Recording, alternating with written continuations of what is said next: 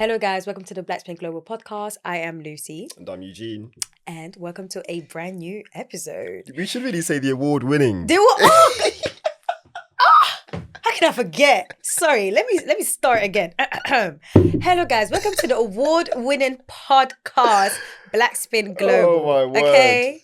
Now, if you're watching, if you're listening, crazy. You should head over on YouTube. Not that we should be like blowing our own trumpet, but no, what are you talking about? We should. Do you know how hard we work? First of all, we're working on 9 to 5. We're watching these matches. We're tweeting. We're podcasting. It's a lot. We're editing. We're here moving up and down. This grass season, I have literally been up and I've been The taking vitamin C's. The miles Lucy's covered. Listen, my word. My steps, my Apple Watch is like boom, boom, boom. I'm like, yeah. I've been up, but yeah. Welcome, guys. First of all, before we actually talk about that. Our numbers went crazy on YouTube, so we have to reintroduce ourselves to the new people. It's good. So guys, I am Lucy. I am Eugene. And guys, this is the Blackspin Global Podcast, where we celebrate Black excellence in tennis, where we talk about our Black players, coaches, and even general tennis stuff, okay? And there is nothing wrong with that because we did see some comments, but here we're all about positivity and, celebrating our players. And if you don't like it, please, you are more than welcome to leave. It's not by force because some of the comments were like, it's not by force. It's really not by force. We wouldn't be here if tennis media wasn't too biased in certain races, but we are here. So if you are really upset, please don't be upset with us, be upset with the industry. Now that we finished that formal stuff. Facts. Right here. Man, what a time. We have our Tennis Blacklist Award. And for those of you who don't know, we won the media category for 2024. Hello. Following on from our boy Tamani Carrier, who won it last year. Well deserved. Which is very nice. Now we're part of the game. Indeed. Just a special moment. And actually being there as well. Obviously, we were like podcast partners. Mm-hmm. It's just really nice to kind of be in that kind of environment. Around so many Black people that are in the tennis industry. In the UK as well. In the UK, exactly. And massive shout out to the LTA too, because obviously the event was held at the National Tennis Centre at Roehampton, which is obviously the kind of main base of British tennis. Mm-hmm. So just a really great event, and everybody just kept saying, "Oh my God, it's got bigger from last year." Yeah, obviously, we weren't there last year, mm-hmm. But obviously we had Richard and Anne-Marie on for the pod before, where they spoke about the event and how they set it up and stuff. So just fantastic to be there. And obviously our award was actually presented to us by Jonathan Overend, who's the Sky Sports tennis lead commentator, which is a really nice touch. I loved how he was like, "Oh no way, I was listening to the podcast and stuff." I was like, "Oh my God, thank you." So that was really cool. Man, shouts out to all the winners as well. Yeah. And a massive shout out to both Anne-Marie and Richard as well for putting on such a great event. Yeah, we're going to have a pod on the Tennis Blacklist pretty soon. So stay tuned for that. But for now, let's talk about some tennis. Oh my God. Cannot wait. The thing is as well, we've said this so many times, not just this year, but previous years, the grass court season is so short. It is so short. I can't believe we're already Wimbledon. But it just went. In our rundown, we've got a lot to kind of cover. Yeah, because true. there have been, there's been... To a point where Alicia went back to Eugene and I was like, man, cut some of these things off, man. Cut this shit off. But I mean, we have to talk about, obviously the stuff we've not spoken about since we've last been on. Because obviously when we were last on, it was about, what was the French Open? Yeah, but we've released a lot of different stuff. So obviously we had our interviews. We had a Tennis Blacklist interview. So we had interview Richard and Anne-Marie. So if those who want to know more about Tennis Blacklist, check that out. We had an interview with Alycia Parks' dad, Michael Parks. Shouts out. Highly recommend that as well. Very good interview. Eugene did really well. Stop it. He was just engaging. So it's a quick 20-minute interview. So we've got that extra 20 minutes.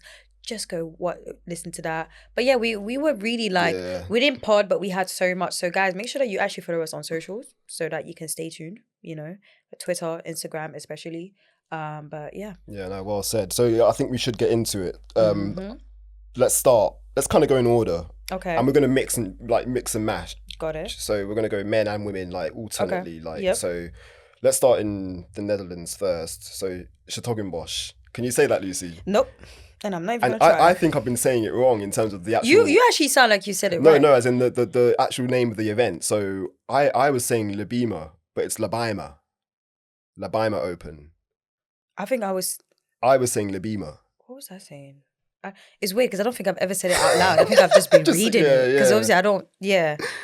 Weird, interesting. So yeah, we had Osaka and Robin Montgomery reaching the quarterfinals, and Montgomery, she was a qualifier, so she came through qualifying and went all the way to the quarterfinals. But let's talk about Osaka because she played really, really well. She did on a surface that like she's admitted in the past that she's not exactly the most comfortable on. Yep. And yet she looked pretty good. She looked good. Got a nice win against Elise Mertens in the first round. Yep. She played a Dutch girl in the second round, beat her in straight sets, and then she lost to Bianca Andreescu in the quarterfinals, and that was a fun like 3-set match. It was, yeah, it was really good. I think, I know, I do want to focus on Osaka, but I think I was just so impressed by Bianca. Yeah, like. But I think it's also, it just felt like, that match just felt like the old times again, like 2019 again. We're just having that buzz. But the fact that they were both off for so long and they both came and gave us such a good, high quality match is that, man, I need you girls to stay here. Like, I really do. But that match was so entertaining. From what I remember, Bianca took the first set, right? Yeah, she did 6-4. 6-4. Then Osaka won the second 6-3, and then the third was a tie break. Yeah, so that's very, it. Yeah, very close. Yeah, it was very, very close. Like literally, it just kept coming like up and down, up and down. But to be fair, I have to give it to Osaka because Bianca was in control of that match. Like literally from the beginning to the end, like it was literally in her hands. But Osaka just kept on like pushing it. She was really, really close. Yeah. I think what I've seen from Osaka so far, what I'm getting is she can make it tough for the big players and big hitters. I think she just thinks too much when it's time to close the match. So I think that's the only thing that I feel like once she can tackle that, that's it. Because really and truly, that Bianca match, she could have won it. Because that's a great point. I think, that is a really good point you make.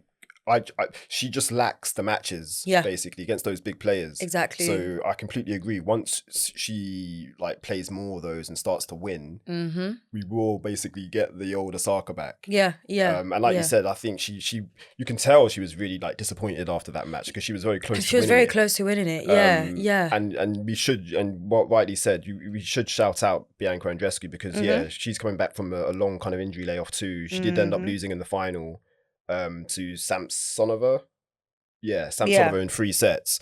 So, and Samsonova was the second seed. So, on paper, she was meant to lose that match anyway.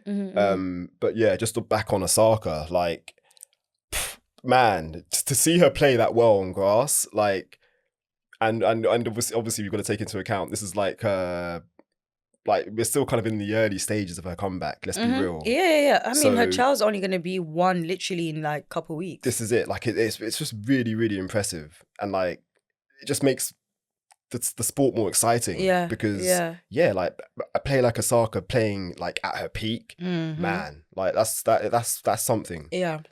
Honestly, I think that match was good. The errors were flying from like both, to be honest, but which was understandable. And there was a lot of rain delay that tournament as well. Conditions the rain was actually crazy. They weren't great. But thank God the condition wasn't too bad. I know a lot of people slipped and stuff, so which is good.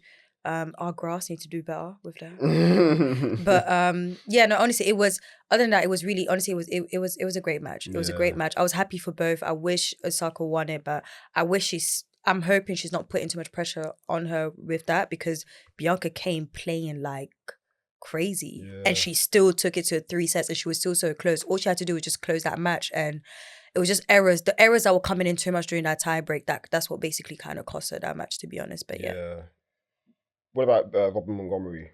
Oof, I said it personally, from what I was seeing with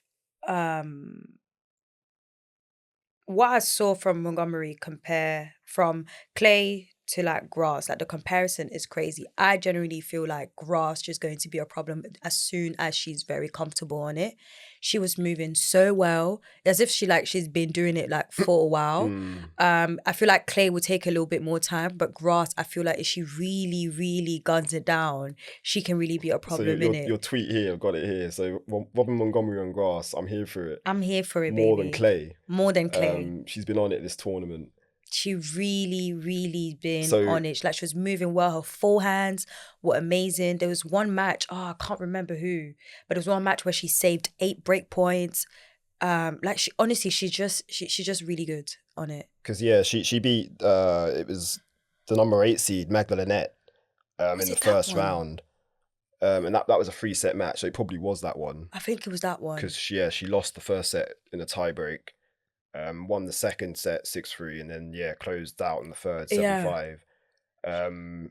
But like again, we've spoken about her like recently too, because obviously she had that run in Madrid on the clay. But it's just nice to kind of see her transition over to the grass so seamlessly. And obviously, we'll talk more about her. It was against Niemia where she did. Jewel Nima, that was the second round. It was just crazy, and her serves are like great as well. She looks really good on grass. Yeah, no, she's got a lot of weapons and like. Yeah, she looks very comfortable, like you said, on the grass, but the clay too. And I think that's also fantastic. Look how she was dragging Sabalenka. Hello. That was crazy. So it's just great to see. So we'll be seeing more of her, obviously, at Wimbledon. She did qualify, so shouts out to her. But that wraps up s-Hertogenbosch. Nottingham. Just quickly, Heather Watson, she got a nice win over Kay today, but did lose in the second round to Karolina Pliskova, who beat Alycia Parks in the first round. But that was a good match against Parks. It was a straight sets win for Pliskova.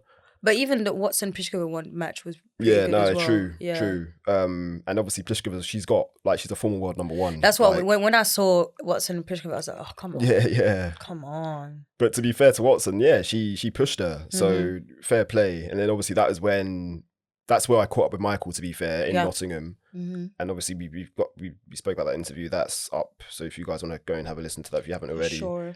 But after that, Parks then went over to Italy to play the 1-2-5 in Gaiba. I hope I'm saying that right. Gaiba, Italy. And she ended up winning both the singles and doubles. Which again, we did post about. She won the doubles. She did doubles with Baptiste. Hailey Baptiste, exactly. And basically, Lucy, like since then, she's not lost a match. So again, she went from Italy. And what did Michael say on that interview? Wimbledon qualifying and just absolutely stormed through qualifying. I don't think she dropped a set all week in Roehampton. Obviously, you play 3 matches to get through qualifying in a Grand Slam. And she just steamrolled. Like I didn't see any of the matches, unfortunately. I think I saw a bit of the final round match against Hannah Klugman, the English 15-year-old, who everyone's quite excited about. But like Parks just overpowered her. The serves firing again. I feel like the confidence and her mindset has just changed a lot more. 100%. Now. And like she did a nice interview it's on the Wimbledon website actually, and I would recommend you go and read it if you haven't. Where she spoke about like exactly that, her mindset and like her dad being back in the camp. And she also spoke about Serena being like a mum, like a mum figure. So like, she's virtually. But to be fair, their playing style is so similar. It's actually so crazy. So apparently Serena literally texted her like minutes after she won that match against Klugman. Really? Yeah, like saying, "Oh, congrats!" And like, that's so nice. She's proper like a mentor. I love that. I really like that. So. Yeah, man, Parks, it's good to see that she's kind of playing at this level because obviously she's a former top 50 player. And she's down, I think she's won, at the start of the week, I think she was like 121 in the rankings. Like that is not her ranking. So to see her like basically playing at this level and like getting back up to where she should be, like it's fantastic. Yeah, definitely. Agree. Queens now, let's look at the men. Again, we were at Queens. Queens, yeah. You were there for qualifying. Yeah, I was there for qualifying. Yeah, I was there like the Saturday qualifying. And the Sunday. And a Sunday, yeah. Yeah, so you were really impressed with Giovanni, Mpetshi, Perricard. Oh, man. 6'8" Frenchman. That man Incredible. is huge. Okay, he is like tall and, you know, yeah. But no, he was really, I actually embarrassed myself during this match. So I was right next to like the court. Yeah. And at that time it was raining. So I had a puffer jacket. My puffer jacket, whenever I put something like in my hand in the jacket and I take it out, like, can easily come out. Okay. Like, I've literally even lost my house keys because of that jacket. Damn. And I must have just put in my phone in, obviously, because I'm tweeting the match and I'm taking photos and I'm taking like notes and stuff. And my Oyster card was in. Oh, because of your tweet. Yeah. And for the American listener, Oyster card is basically like how can I explain it? Like a travel card, basically, to get around. Public transport, yeah. And it dropped like inside. And then he looked at me and just like, yeah, like grab it. And I was like, and then the Empire was even like laughing. Giovanni looked at it. And then the Empire was even like laughing a little bit. I was just like, oh, let me just check it up. And yeah, but you should have been like Messi. But aside from that, man, he was really, really good. From his qualifying matches, that he was like, talk about the match against Eubanks, because there was a bit of like, not drama, but there was okay. So that was on the second qualifying, his second qualifying match, final round. Obviously, with Queens, the qualifying, you know, people can go there, and you know how the French people are, like, they're still like having fun and everything. So during the match, it was getting intense. You know, Giovanni, he has very, very strong serves. It's very hard to break him. He's 6'8". 6'8", yeah. Like, he knows how to move around like grass and stuff. So he obviously took the first set very easily. And it was this nice little kid, you know, French kid that was straight for Giovanni. It was like, yeah, Ali Giovanni. And I could see even other people being annoyed. I didn't mind it because I was just like, this is like, it's qualifying as well. Like, it's not that deep. So I could see like eyes, like, and I'm like, it's literally a kid. Like, come on. And next thing you know, what's his name again? His opponent? Berg. So he comes. Belgian. He comes now like to his side because a kid was actually behind even like where Berg was sitting down. Oh, okay. And he fully turned around to the kid and said, like, can you stop cheering? Wow. Like, can you actually like keep it down? Like, wild. You know, like, you can cheer for him and all that, but it's like, it's kind of like annoying and whatnot. Was he saying this in English or French? He was saying it in English. Wow, okay. And I was just like, what? First of all, focus on your match. Focus on your match. Win the match. Don't try and tell a kid to stop cheering. And this is what I mean. Like, see? And then these are the same people that will come and complain about tennis not being, you know, as big and popular. But you're literally telling a young kid to stop cheering for the opponent. Like, that is weird. Isn't that just messed up? Because also with Bergs, he's a character himself. He is. He was hating, man. Was it the French Open? I think at the French Open, he was like basically chanting, or like he started a chant like after a win at the French Open in French. So like he's a rowdy one himself. Listen, like, and that's why I said in my personal account, I was like, listen, if it was the other way around, you wouldn't tell the kid to shut up. Like, you probably even join him, even smile at him or spot him. Like, I was so annoyed. And the thing is, towards the end, like, the kid was even thinking like more. I was like, yeah, well keep done. On shouting. Yeah. If I shouted to that kid, I actually wanted to spot him. Like, next time, do it even louder, okay? You should have interviewed him. Like, honestly, on the spot. Like, it's just ridiculous. Like, I get it's tough and you know that you lost your head, but turning around and telling a kid to stop cheering, that's wild. It's actually so crazy. That is wild. Like, win your match, which you didn't. But anyways, so with Perricard, he was amazing. Honestly, he was really good.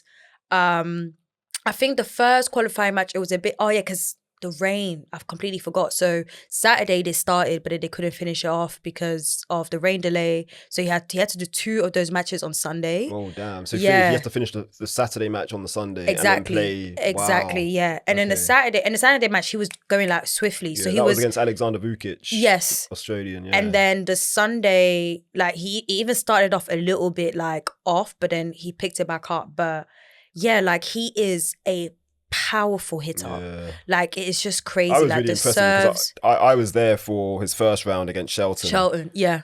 And I was like, bloody hell, like, see, yeah, the guy, he's a I'm trying to think of the right word without sounding offensive, because he's a specimen, but that sounds a bit. But yeah, he's a big dude. Yeah, and yeah. I was lucky enough to talk to him afterwards as well. And where we were like the mix zone, so we were literally like stood face to face, and I was like, really nice guy though, like speaks really good English too. I know you said so, and yeah. like really like he made time, because obviously the ATP like moderator guy was like, oh, limited time because French questions and then English. Oh, and it was only me and Tamani asking English questions. Yeah. But he was really cool. Like he was like, no, it's fine. Like it's fine for time. But I like that. But back to the match. Shelton too, to be fair, Lucy, like I'm excited about his game on grass because again, he's got the big serve. One thing about both of them, they both are comfortable at the net. Like, and that's something I saw in that first round match. Yeah. Perricard, he didn't end up winning in straight sets, but Shelton did play quite well. Yeah, he did. Like, it was close because I want to say it was only like one break per set. So it was, it was close. But I feel like after Perricard won that first set, the second set, Shelton was a bit like, I think that kind of put him off. The momentum was more with Perricard for sure. But I when obviously the match finished, I was like, I'm not worried about Shelton's game. I always say that like a lot, but I'm not worried about his game or like, where his mind's at. Because I just feel like there's so much, he's still growing, but at the same time, like, look where he is. He's a top 20 player. And obviously for Perricard, like, this is a huge win. I think this was his biggest win to date. Yeah. Beating a top 20 player. But it's just really exciting to see, like... Yeah, no, when I saw, to be fair, when I saw the qualifying... Because when I watched Perricard like playing the qualifying matches, I was like, yeah, this is going to be a problem for Shelton. And like, people were looking at me like, what? Like, no, like Shelton's going to you did say that. I was like, guys, nah, he's actually going to. And I was watching Shelton practice as well. Okay. And he didn't look as comfortable. Don't forget that he's coming off the back of an injury too. That's true. Because when I watched him practice, I was like, Alicia, I watched nearly his entire practice session. I don't know if it's his shoulder or his arm, but obviously he wears the brace as well. Yeah. So after I watched that and I watched how Perricard was like blazing off during the qualifying, I was like, yeah, he's actually gonna win this match. Like I had him already to win it. But it was nice watching them like play, and it was nice like, you know, Perricard getting his name out there and getting those, you know, getting that momentum, getting those matches in. Yeah. He did lose to Billy Harris, the Brit, in the second round. And that was in straight sets. I was expecting more, I'm not going to lie. Because again, Harris he's below him in the rankings. Yeah, he is. Yeah, I'm with you. I genuinely thought like, after he beat Shelton, I was like, I think we're clear here. Like, I think I can see him going really far. Making a deep run. I'm guessing maybe it was fatigue. Maybe he's not used to it as well. Because again, remember, he had to play back-to-back matches. Like he's been on it. Like he's been working hard. So I was guessing like, you know, it was because of that, because the level was not the same. So I think it was probably that, or, you know, a lot of the players as well don't like the grass at Queen's. I think he's okay with I think he would be fine on the grass. The Queen's grass we're talking about. That's what I'm saying. Just at Queen's. Francis Tiafoe, you were there for that one. I mean, we can talk about that now. Like, Rinky Hijikata had to retire. That was a very good match, by the way. That when they were like going at it, like obviously even when he lost the first set. Oh, which was it, the second set that he lost? The first set. I was still like, I want more of this. Like they were just hitting like both like really well. Like it was a good, entertaining match as well. Unfortunately, when he was trying to like return the ball, he must have like the annoying thing is that he slipped, but he landed badly. That's what actually caused the injury. Yeah. And then they called medical and stuff. And that was just when the third set was about to start and stuff. So it was going to get like even more intense. And yeah, after the medical timeout, like he basically did like 2 double faults trying to serve it out. And then he was like, nah, I'm not risking this. Like, the good thing about that though is that, it was just a tear. Yeah, because I was scared that was going to be something serious, because I was like... a grade 1 MCL sprain. I mean, it's a tear, it's a sprain, my bad. And thank God it's only a sprain and not a tear. Because if it was a tear, he'd be out for a much longer time. So he's been at Wimbledon this week. I think he was early. He was there. I think he got there like Tuesday or Monday or Tuesday. But he is wearing a brace on that knee. Yeah, I saw the picture. But obviously he's in the main draw. So hopefully he's in good enough shape to I hope kind of so. compete. Because that match was honestly good. Like with Hijikata. Yeah. Hijikata, shout out to him. Like he was hitting some incredible winners. I'm not gonna lie. He's a good player. Hence why it was very hard for Francis to break. I think Francis even took the first break, but then he just broke back. Like it was like when one breaks, the other one breaks back. The one breaks, one breaks back. It was only the second set where for some reason Hijikata like had too many errors and stuff. Should also mention as well. So before Queens, Tiafoe did actually play in Stuttgart too, which is where he was the defending champion. Oh yeah, that's true. Yeah, Boss Open. Yeah, and then he did lose in the second round to Jack Draper, the eventual winner. Shout out to Jack Draper too. Yeah. The now British number one. Crazy. So again, like, I always say too, like whenever you lose, like, if you're going to lose to anyone, like, make sure it's the eventual champion. True. Yeah. So he's got two. Well, he's played 3 matches on grass this year, Tiafoe. So he's I'd say he's match ready, but it's just we don't know how bad the knee is, and hopefully it isn't that bad. Yeah. For Wimbledon. Let's go over to Germany now. So Halle. So we had Christopher Eubanks, who found some form, reached the quarterfinals along with Arthur Fils as well. Eubanks, he beat Alexander Bublik en route, who was the 7th seed. But then he eventually fell to Zhang Zhizheng of China in 3 sets. It's a close match, that one. And then Fils came close to beating Alexander Zverev, the 2nd seed, but also lost in 3 sets. He had a Felix Auger-Aliassime draw too in the first round. Yeah. Again, that was against Dominic Kopfer. Did he? I actually missed that bit. Did he? Yeah. So I was looking to when I was writing the notes, I was like, yeah, what's the injury? And there was a Canadian journalist, so Jessica Lipinski. She said, small update on Felix's health. It was not his abductor injury that forced him to withdraw from Halle, but it would be nothing serious, and it should not compromise his presence at Wimbledon, I was told. So this is a Canadian journalist based in Quebec. So obviously she must have like insight in terms of like with the team and stuff. Okay, cool. So that's good to hear. Like, and to be honest, it didn't really look like anything serious. Like he didn't fall over or anything. Oh right, okay, cool. But yeah, I think players just don't want to take any chances like heading into Wimbledon, which is understandable. So yeah, that was Halle.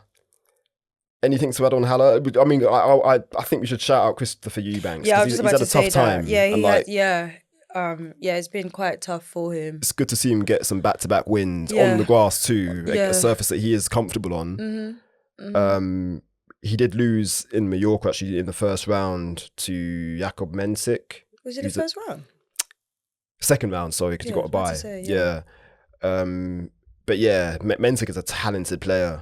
I think he did end up losing in his next match. But yeah, good to see Eubanks get some wins before Wimbledon. Obviously, he's got a lot of points to defend too, being a quarterfinalist from last year. So yeah, and Fils too, like making a quarterfinal on grass. Like, again, someone who's kind of new to this, being 19. Yeah.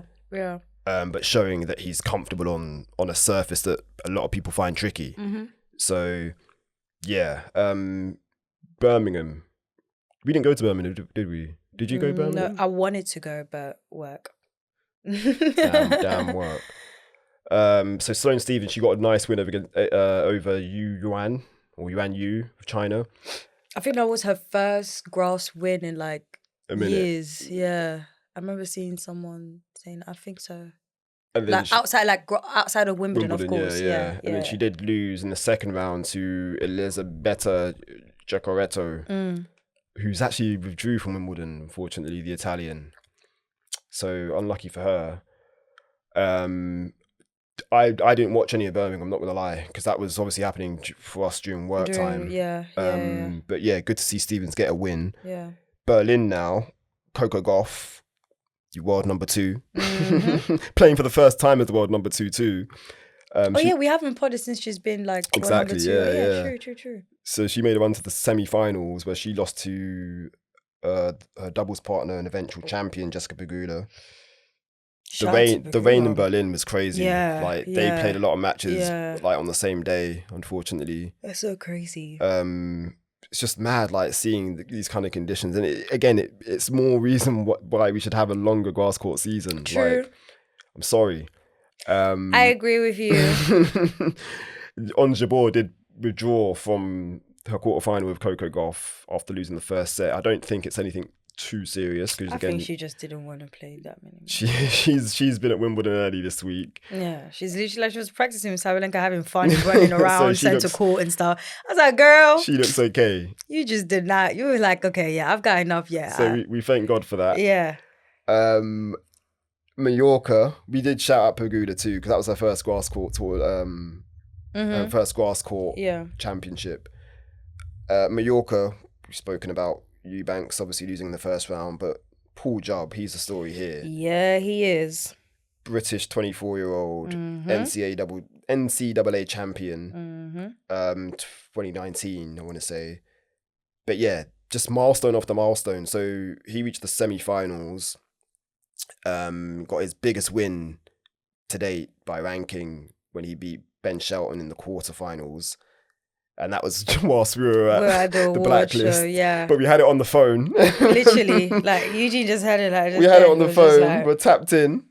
But yeah, I'm just so happy for Jubb, man. Like, same. Because I watched his first qualifying match at Queen's. Oh, was it last year or 2 years ago? I think 2 years ago. I watched a match of his. This year? Yeah. Oh, my bad. Yeah, he was qualifying. Okay. Yeah. And it was tough. Was it qualifying or was it first round? It was qualifying. He wasn't. I don't think he made it. Yeah. Draw. Yeah, actually, no, it was qualifying because I still saw him around the grounds after. Yeah. And to be very honest, it wasn't looking that good. Like, he wasn't that comfortable. There was quite a few errors and stuff. So to see that he's done all of that at Mallorca, like, I'm not gonna lie, like I did not really expect it. Like, I was like, oh wow, like, okay. And then the match against Shelton, obviously it was tough to like watch because obviously we were at the award show and stuff. But it was really close. It was extremely close. And then the tie break, how long was the tie break again? Was that up to? Don't know. Was it 10? 10, innit? As well as, yeah. I think it was up to 10. I think he won 10-8, yeah. Yeah. But Jubb had, I want to say, 6 match points before actually closing it out on his 7th. So he had a lot of opportunities. And I think he did save a match point too. So Shelton also had a match point. Right. But Jubb ended up saving that. But yeah, just a fun, like, entertaining match and one that's like quite exciting too, because obviously Jubb is he's in the top 300. I think I want to say his ranking's like 240 something. Yeah. So now he'll be back he'll be inside the top 200 now. And just in terms of like the progression and the confidence this is going to give him, because he's a wild card at Wimbledon, rightly so. It's exciting, and I think again he could cause some problems on the grass. Yeah. In qualifying Queens, he lost to Mackenzie McDonald. So that was the match you saw, and that was a straight sets defeat. Gael Monfils also made the semi-finals. Got his first ever win against Dominic Thiem in the first round, and that was a straight sets victory.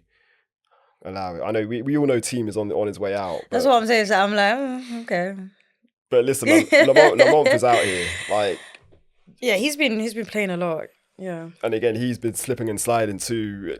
I saw a bit of his match against, was it Baptiste Agut? I think it was Baptiste Agut. And obviously Lamont being Lamont, like, he moves, and like the way he moves, his movement is a big part of his game. Sometimes you think, oh, you're doing too much. Like he was at the back of the court. I think it was going for a forehand. Slid and like kind of grazed his knee, and I was like, oh shit. But like he gave the thumbs up, and when a player does that, you know they're okay. And I was like, thank God. And then he ended up winning that match. Thankfully, and then he did lose to Alejandro Tabilo in the semi-final. Jubb ended up losing to Sebastian Offner, the Austrian. So it's Offner, Tabilo in that final. Okay, Eastbourne. Again, you were there for Eastbourne. Yeah, I was. So you saw Stevens and Emma Raducanu. Yeah. How good is Stevens, by the way, in that mint, like... That was a really good It's a good look, isn't it? Yeah, and it was so hot that day as well, so the colour was really, like, popping out. Do you know what? That match made me realise whenever I've watched Stevens a lot against the British players. I watched her at Wimbledon against Konta. She lost. Now Emma, she lost. You Brits are getting my girl. But... So that match, honestly, again, that was another match where, like, Emma was just like, I was like, what's going on, mate? Especially that, like, it was just crazy. Like, she was hitting mad return winners. Like, it was just crazy. So Stevens was just trying to, like, hold into that and stuff. I believe Stevens, she even took the first break as well. Oh, really? Yeah, but literally Emma just got up and just like you could even see the way she was like fighting it off. Like she was kept on like slapping her thighs. She was like, yeah, come on. She was on it, definitely. She was on it, definitely, yeah. But yeah, it was so good. It was so good for Stevens to get that match in to just, get herself moving. I think, however, after that first set, she just lost like her momentum. She was really close in the first set. She could have actually 6-4. Yeah, she could have actually like bagged that. It's just that anytime she was close, Emma was just moving very different. Even she was hitting like the return winners because she did have quite a few errors with her serves. Both of them, their serves actually weren't that great, to be honest, that day. But on the second set, Emma's serves was just like, she came like, I feel like that filled her up in the second set. It was just like crazy to a point where, Stevens got bageled. But I even went, funny enough, I went to Emma's conference. And the way she was talking, I was like, okay, I get why you're like this now. She was talking about how like, now she's doing things her own way and how like she's not, before she used to play at tournaments where she didn't want to play or she just felt like she had to because people were telling her and whatnot. But now she's like, if I want to play, then I'll go and play. And she felt like she wanted to play at Eastbourne and she did. But yeah, she made it all the way to the quarterfinals, semi-finals, quarters, yeah. She it was nice seeing, I feel like what I like about this grass season was nice seeing some players that we didn't expect to be doing as well. They're doing well. That's a good shout, yeah. Whether it's Perricard, Jubb, Emma, Bianca, like Osaka, Montgomery, like seeing all of these players literally going so far and playing so well, Parks, and playing so well as well. It's just, amazing. So I think that's what I really liked about that match. But yeah. Yeah, no, well said. We should shout out to Keys Keys was the defending champion. She was. So she made a run to the semi-finals, ended up losing to Leylah Fernandez. Yeah. And Jasmine Paolini also made a run to the semi-finals before Eastbourne, Lucy. Jasmine Paolini had never won a WTA tour level match on grass. Crazy. Which I find mad. And then she made it that far at Eastbourne. But like we've been saying, like this is a different Jasmine Paolini now. I told you guys, it is her year. You get me? We told you, it's her year. Very, very exciting, man. Like, who did she lose to? She lost to Paolini. I literally watched that at work. Kasatkina. So last year's runner-up. Yes. Ooh, it's going to be a good final, Kasatkina Fernandez. And yeah, I think with Paolini, like her game on grass is perfect. Like in terms of her build, low center of gravity. Yeah.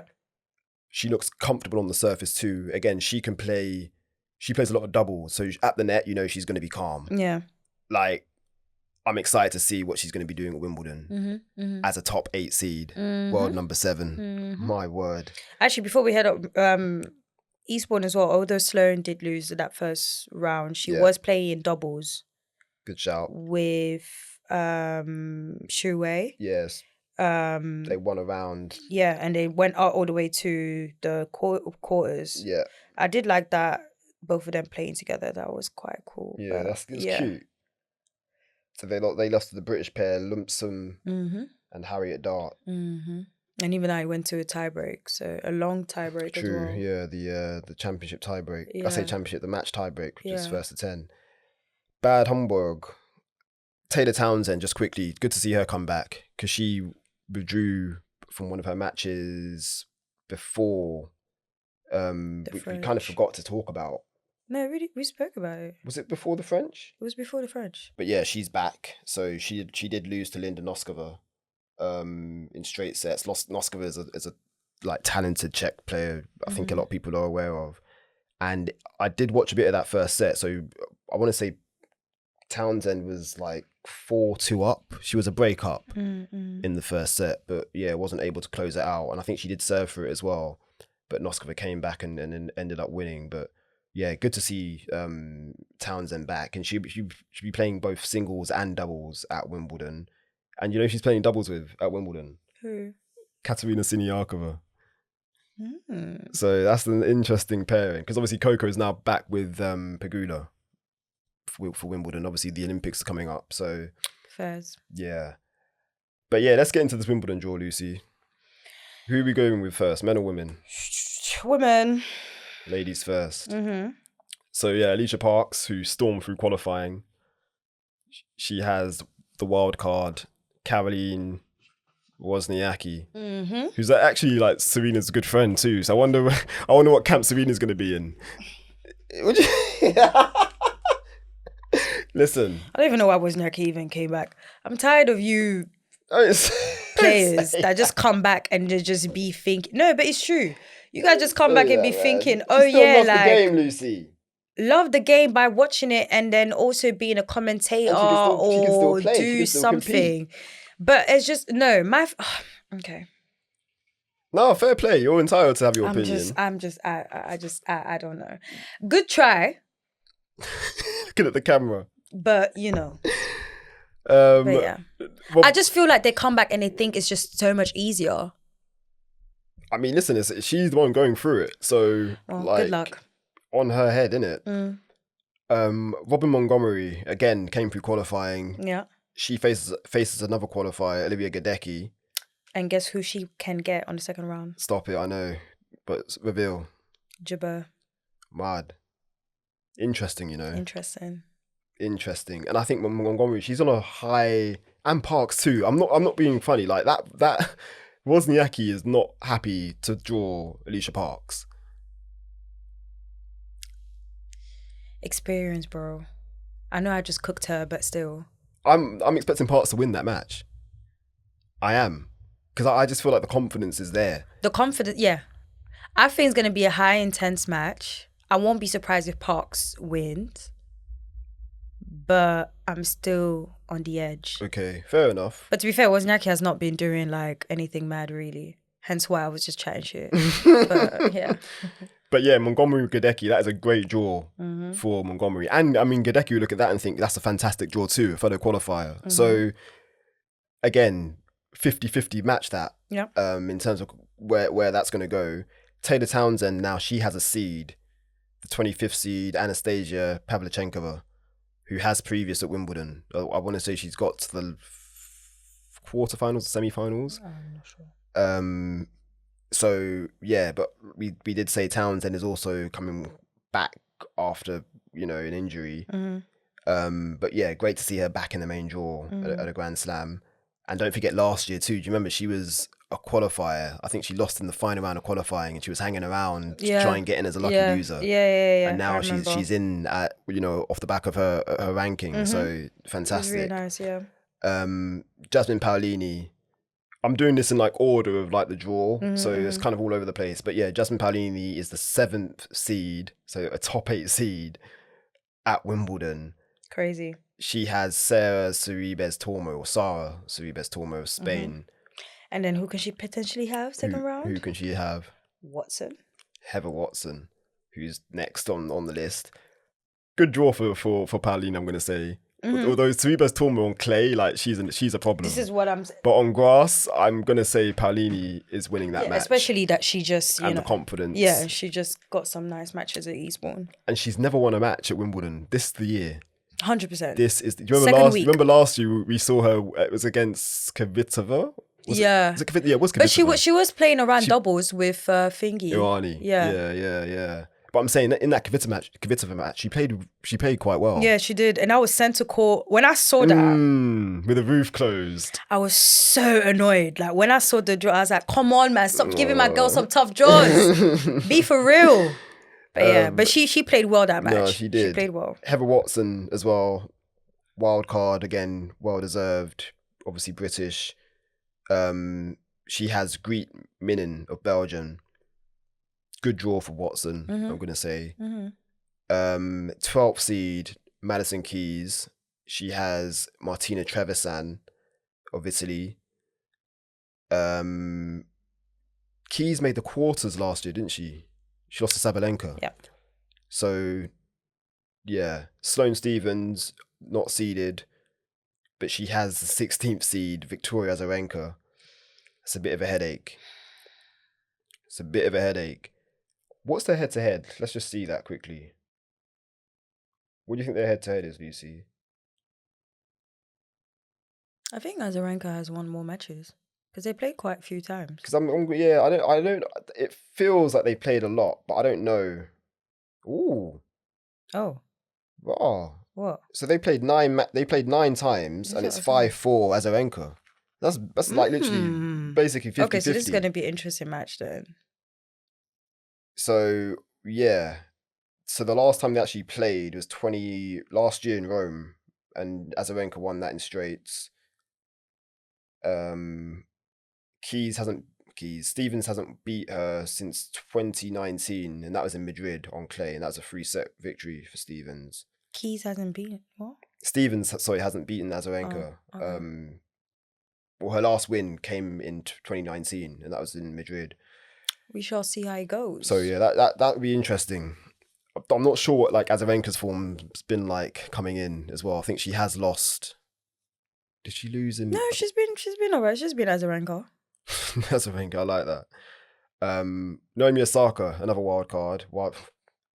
Like deserved. Duh. She has Diane Parry of France. Good draw. Her entire draw actually looks good. Good draw. She's in that bottom half, isn't she? Shh. I see dead people. Stop it. That post was sick. Crazy. That post was sick. Uncensored as well. Wow. She widing out here. And guess what? And if Stephens and Osaka make it to the third round, they could actually potentially play against each other. Crazy. So, yeah. And then Coco Gauff, number 2 seed. She has Caroline Dollarhide, fellow American. Mm-hmm. It's a good draw, man. Her entire draw as well looks good. Her entire draw. I think that whole bottom half though, a lot of black girls. Well, if we are going to talk about alleged... Stop it. Did you see the draw actually? There was like a bit of a fumble with the names. Which I think we need to talk about. Really? Nah, you ain't got time for that, Lucy. I'm not talk about, I'm saying like mention it. Okay, go on. You can have this one. You can have this one. Hmm? You can have it. What do you mean? So, during the ceremony, it was... They said Maria Andreeva's name, was it? Yeah, I think it was, to be fair, Tamani tweeted about it. They said Maria Andreeva's name, or was it Sarah's name? I think it was Andreeva, yeah. Yeah, so they said Andreeva's name, but then it was literally Sarah's name that popped up. Absolute scenes. Yeah, so, yeah, sorry, Beatrice. So Beatrice Hadamara name was drawn, but Mira's Andreeva's name was placed in the draw. Denise Parnell, the new Wimbledon referee, has had to back up and put the names in the right place. Crazy. I'm not saying anything more after that, but I've said enough. By the comments I've made in the past, and by what we've just said right now. That's all I'm going to say, and I'm leaving it there. Take it as you will. Do you have anything to say? On to the men. Ben Shelton, the 14th seed. He has Matteo Bellucci of Italy. Bellucci's a problem, you know, because he played Tiafoe at the French, took him to 5. Tiafoe did win, but yeah, it was a 5-setter. And then I also watched Bellucci in Nottingham, so he played Gabriel Diallo in the Challenger at Nottingham. Okay. And Diallo was winning that, but yeah, Bellucci ended up winning in 3. So potentially tricky match for Shelton, but I'm expecting him to win. Gael Monfils, he's got an all-French affair, so he's got the 22nd seed, Adrian Menerino. And shouts out to Monfils too, and I think Menerino. I think they're both going to the Olympics, as are Fils and Eubanks, I forgot to say too. So shouts out to them. Francis Tiafoe, the 29th seed, and again we're going in order of like the draw. He has Matteo Arnaldi. Arnaldi beat. Tiafoe's draw is actually pretty tough. And obviously we don't know what kind of shape the knee's in, so hopefully he's in good enough shape to compete. He can even potentially have Alcaraz. When in his thing round 3, I think. Okay, when the seeds meet, Elias Simmer came through qualifying. Shouts out to him. He has Jack Draper, the Brit. He's a 28th seed. I'm hoping that's going to be on the show court. It better be. But yeah, man, just good to see Yimmer come through qualifying because he's always grinding. Yeah, and I don't think he's ever broken to the top 100. But he's one of those players. Like when it happens, like I'm going to be so happy for him. Yeah. Arthur Fils, he has Dominic Stricker, fellow youngman, young. That makes no sense. Fellow young player. I think Stricker was a former world #1 junior from Switzerland, so he's a good player. He did play he played last year, and I was impressed. Either Felix or Francis, and I was impressed with him. He's a good player. But again, I think that's a good draw for Fils. But then he can have Hokash the second round, who is very good on grass. And he's like a top 10 seed, isn't he? And he just reached the finals at Halle. Halle, yeah. Because with Fils, like he should be seeded. Because I think he just missed the seeding cutoff. So to get to be in a position where you're playing Hercatch in the second round, that's tough. That's just unlucky in terms of placing. But yeah, we won't talk about Andy Murray because I've got here Murray playing Thomas Macac. And I've got to put Mpetshi Perricard. I saw that. Fingers crossed. Like Murray, you are so wrong for doing that. Stop it, Lucy. Like, I'm so sorry. 2-time Wimbledon champion. I do not give a damn. And he's going to be retiring, man. No, it's not. No. Him playing is not an issue. My issue is the fact that he literally said, "I'm gonna decide at the very last minute." I think he's within his rights to go and play. I think he's well within his rights. I don't agree. I'm sorry. It's like you're taking up the space, bro. Like this is greed. Like you're just being. This is greedy. Sir Andy Murray. Let's just be real. I know this is Blackfin Global. Where we're like, no, but and the thing is, I love Andy, but my thing is that bro, you have no hips. You're getting old. He's got one hip. You need one 2.5, whatever he has. Go take care of your children. Wrap it up. Call it a day. I don't like it when these players are just forcing it much. I hear you, Lisa. Do you get what I mean? And you're taking an opportunity away from players who are fit and healthy and ready to go. You are understanding me because you're not. He's actually not going to play. How much you want to bet? He's not going to play. You're wasting time. I think he will, He's not going to play. I think he will. That for him to say he decided at the very last minute. I think he's going to play. He's going to play, lose the first round and just literally just waste people's time. Anyways. He's earned that right, man. Shout out Andy Murray, I guess. 17th seed Felix Auger-Aliassime. He has the Australian Thanasi Kokkinakis. Good draw for Felix, I'm going to say. Yeah, Kokkinakis didn't really play that much. He pulled out of Queens. He alleged that it was because of the grass. He didn't want to take the risk. Kokkinakis. Yeah. Look at you with the insight. I like that. I just saw a tweet for his, but I'm not buying it though. Okay. I don't know. He said it, but I'm not buying it. Paul Jubb wild card. Rightly deserved. Yep. Well deserved even. He has the Brazilian Thiago Seyboth Wild. I hope I'm saying that right. And he could play against Eubanks if they reach the third round. And Christopher Eubanks, he starts against the qualifier Quentin Alice. Quentin. You should say it then, Lucy. Man. Yeah, I was just... I'm helping you with the French, innit? The French qualifier. The same way you help me with the Nigerian surnames. See? So yeah, that wraps up the men's and women's draws. I just want to say there are 2 non-black spin matches let's round go. that I'm really looking forward to. Let's go. Actually, Iga and Kenin. Because that's literally a repeat of Coco. Kenin, if you do not bring that fire out that you had for Coco last year, I'm going to accuse you of something. I am. Relax. No, you better bring that fire. Whatever smoke you are on. That is a horrible draw for Iga. Yeah, like, it is. My word. It actually is. But to be fair, I'm not going to lie. I did watch Kenin practice at Eastbourne. And it was so interesting because I was like, damn, like Kenin used to be like all big name and da-da-da-da. There was no one around. It was just me watching her. And like 2 or 3 other people. Grand Slam champion, you know. That's what I'm saying. I'm like, this is a whole Grand Slam champion. But yeah, even during the thing, she was, I think it was her backhand that she was struggling with a lot. Like it was always going to errors. Like even her coach was like, come on, man, like let's do this. So, maybe I shouldn't say that. As in, don't tell Iga that. Yeah. Iga. Don't listen. Who else? Who else? This is second round. Sinner and Berrettini. That'll be interesting. Is that first round? Second. Oh. Berrettini's definitely going to. Yeah. Sinner's got Hanfman. Yeah. Another Yannick. Spelt different. So Yannick is Yannick Sinner is with a J. And then Yannick Hanfman is with a Y. Interesting. Kind of hard. But yeah, Berrettini, 2 Italians. That is very interesting, actually. Yeah. Sorry. I'm just looking through now quickly. Yeah, I had to look and I was like, those are the only 2 ones and like the early rounds that I'm really like, okay, these are going to be fixed. And I'm actually upset we didn't mention this early. Go on.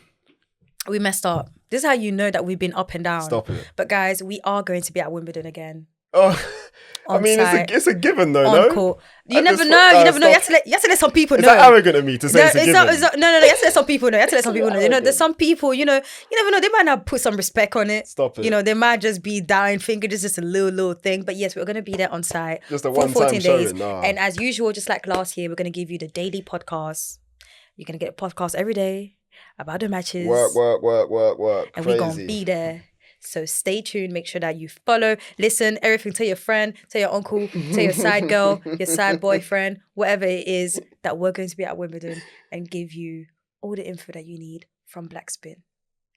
Now, let's get to the most important thing. Predictions. Oh, God, we're really doing that. I'm still looking at the draw quickly to see if there are any...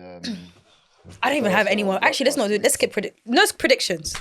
Let's go and just enjoy. So we're not doing predictions. I'm not doing predictions. Women have to. Oh, fine. Women wide open. That's what you're saying. Yep. No, I'm not accepting that. I really don't have anyone for women. That is unacceptable. I don't have anyone. Okay, you give me some. You go first then, since you know everything and you got your degrees. For men, I'm gonna say. No. Start with women. Oh, women. Mm-hmm. Who do you think I'm gonna go with? Coco. Come on, man. Well, number 2. Okay. Come on, Lucy. Men. But to be fair, listen, and this is gonna sound crazy.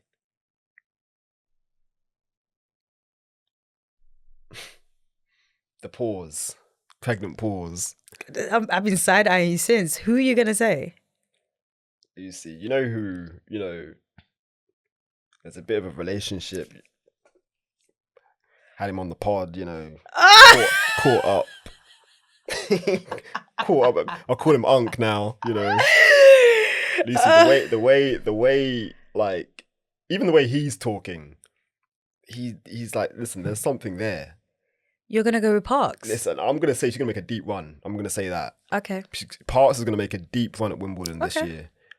And stranger things have happened. Emma Raducanu has come through qualifying and won the US. I know that's never been done before, but it's happened.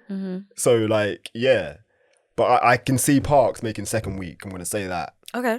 But yeah, for me, Coco, I just feel like even though she lost to Pegula in Berlin, I just feel like, yeah, the game's in the right place. Most importantly, mentally, I feel like she's just like, we say it a lot, the way she's just maturing, like year after year. Like, and I feel like, yeah, last year, the way she went out in the first round, like, Not that that's going to play on her mind, but she's going to want to do better. It's going to play on her mind, but in a positive way. I feel like she's going to take that as like. And she has a better draw this year. Like she's got Caroline Dollarhide, like, and that's no disrespect to Dollarhide, but I'm just talking about like the rankings. The rankings are like, you get me. So yeah.